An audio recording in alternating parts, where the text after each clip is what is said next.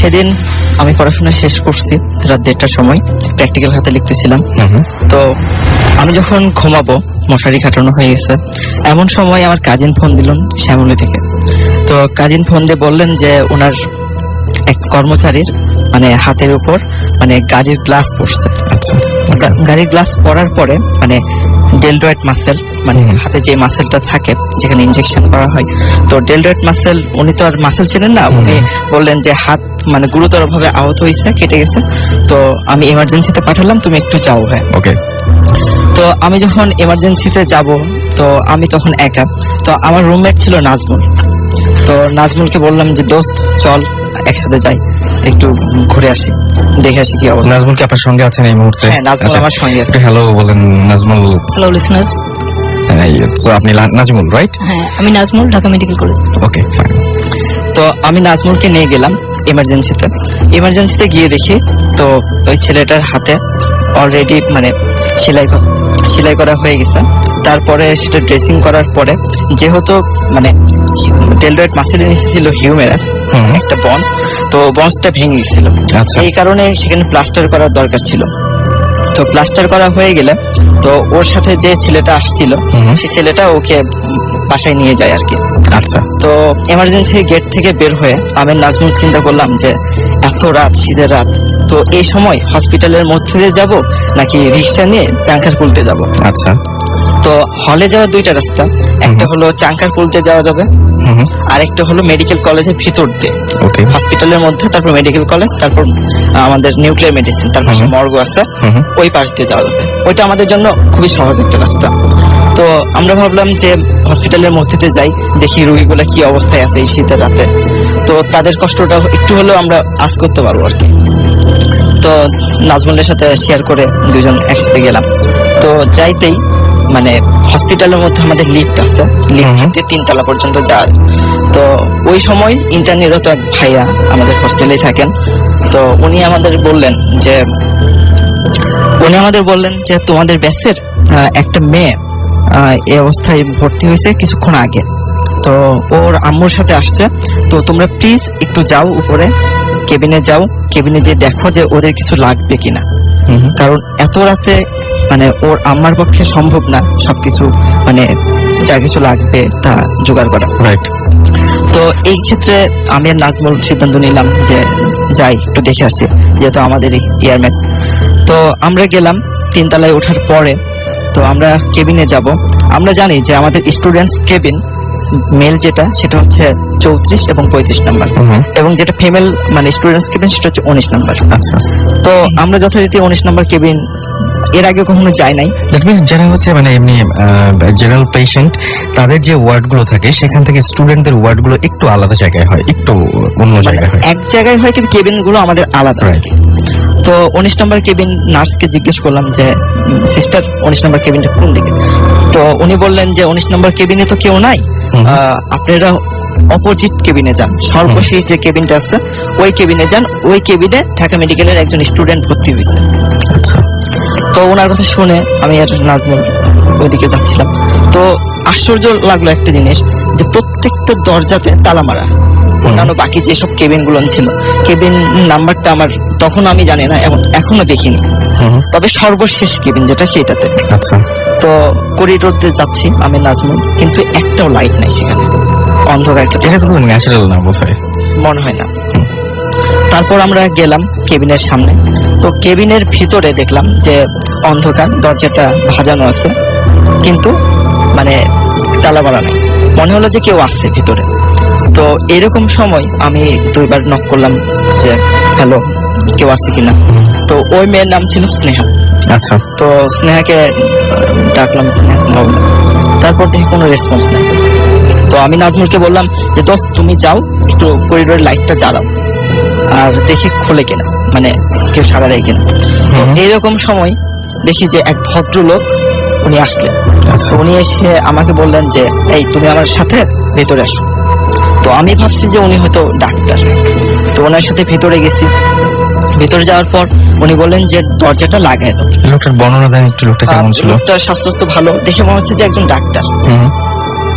তো মানে অ্যাপ্রন ছিল সাথে, আচ্ছা অ্যাপ্রন ছিল। এটা দেখে বুঝছি যে উনি উনি ডাক্তার। Doctor, right. তো এত রাতে ডাক্তার ছাড়া তো কারো আসার কথা না। তারপর উনি বললেন যে ঘরের ভিতর অন্ধকার, তো উনি বললেন তুমি লাইটটা অন করো। তো আমি মোবাইলটা বের করলাম পকেট থেকে, বের করে মোবাইলের যে ক্ষীণ আলো সেটা দিয়ে আমি খুঁজতেছিলাম যে কোথায় বোর্ড। তো আমি যখন বোর্ডটা খুঁজতেছি এইরকম সময় আমি বেডের সাথে ধাক্কা খাই। ওখানে ধাক্কা খাওয়ার পর আমার মোবাইলটা পড়ে যায়, এবং আমি যখন আমার হাতটা পড়ে বেডের উপর, তখন আমি অস্বাভাবিক কিছু জিনিস মানে অনুভব করলাম। কিরকম সেটা?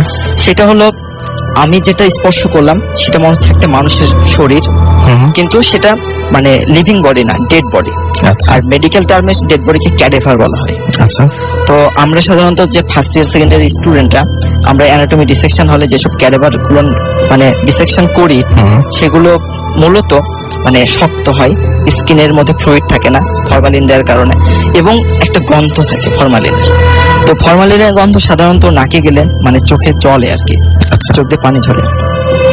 তো যাই হোক, আমি স্পর্শ করলাম, তো মনে হলো এটা একটা ডেড বডি। তো আমি অবাক হলাম যে এখানে ডেড বডি ওয়ার্ডে তো থাকার কথা না, হ্যাঁ, ডেড বডি। এখানে তো সাধারণত স্নেহা বা অন্য কারো থাকার কথা, ওর আম্মুর।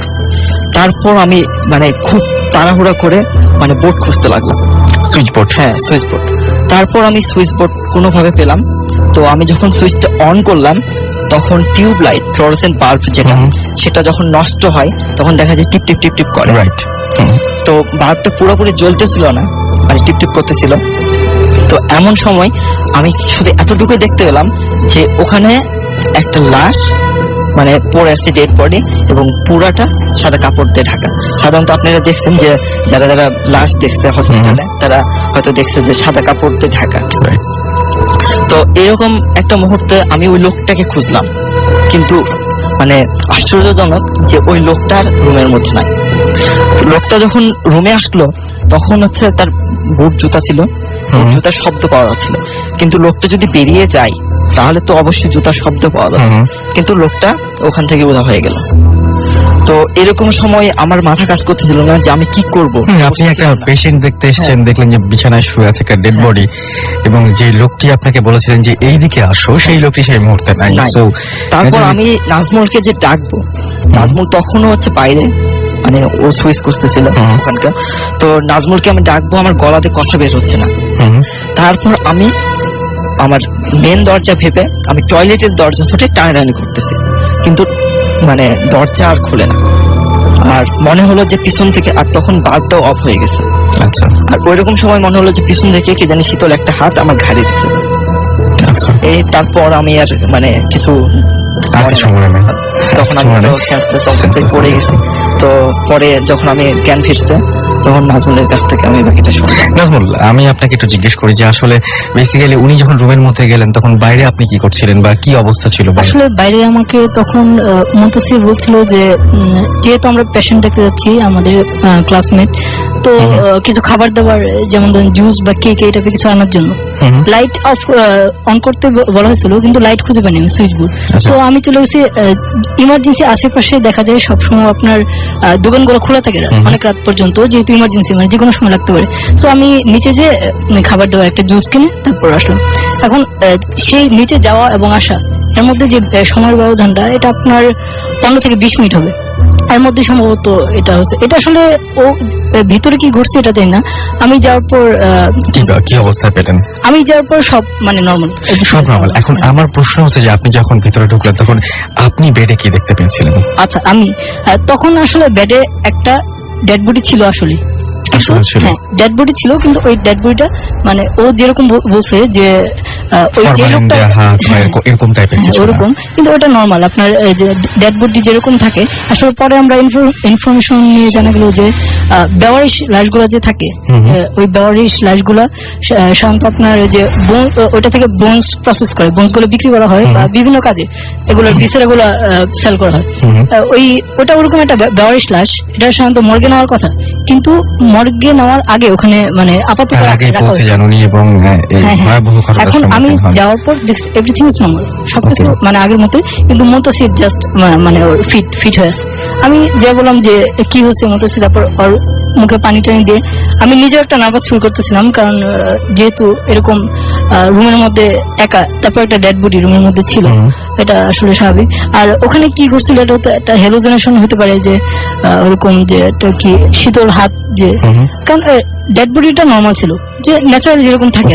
বাট একা একটা অন্ধকারের মধ্যে হ্যাঁ, এটা উনি আসলে এক্সপেক্ট করেন এরকম কিছু, যেখানে ডেড বডি থাকবে।